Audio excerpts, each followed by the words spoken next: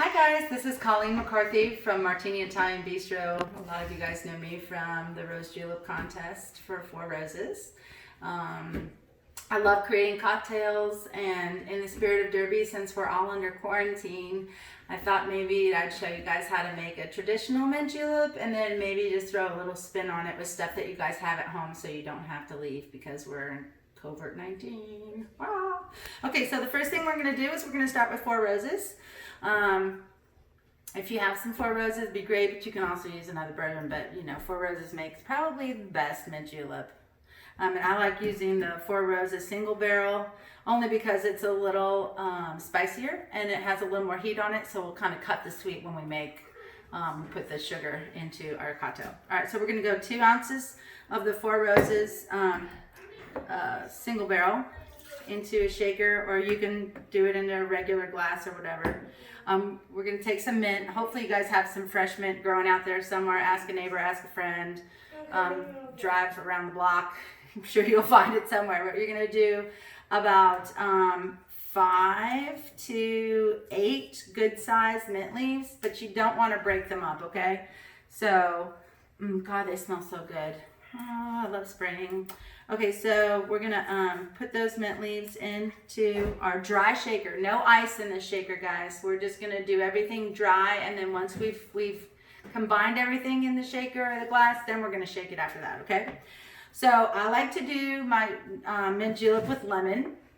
I normally do like a half a squeeze, but start with maybe like a quarter of a squeeze. So I'm not going to squeeze this all the way, but because this is a massive lemon, and this is going to be about a ½ ounce of lemon juice, but you can go in between like a quarter an ounce to a ½ ounce of lemon juice. And if you don't have fresh lemon, maybe just lemon juice, whatever. Okay, so I'm just going to squeeze that with my hand. You can kind of see that juice coming out. Squeeze that in there real good. I actually have some honey water made because I keep this on hand just to create cocktails with, but it's just a 50-50. So if you have, you know, a ½ a cup of honey and a half a cup of hot water, and you can stir that in like a Pyrex, you know, measuring cup or whatever, and then make sure it's just diluted. And then you're going to come out with like a nice brown solution that's called honey water. You can also use a little bit of agave. So if you're going to use agave, you want to use about a tablespoon of agave to a ½ of a tablespoon. But this is honey water. Let's see if I can get this open. So I'm going to use just a ½ ounce of honey water. Okay, just a ½ ounce of honey water, and there it goes in that. And that's going to be actually my whole cocktail. So just the bourbon, the mint, the lemon, and the honey water. And then I'm going to take my ice. And there. What are you doing? Okay, so we're going to fill our glass with some ice.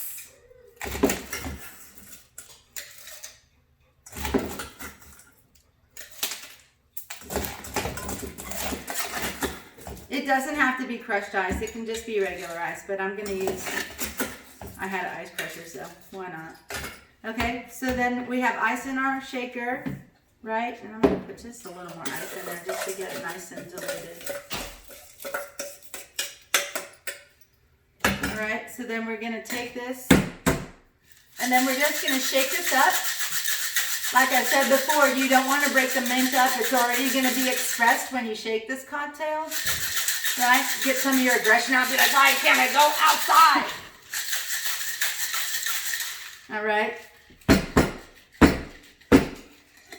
So you don't want to be tasting mint bits. So I have a double strainer, but if you have, you know, colander with a nice mesh on it, you can use that.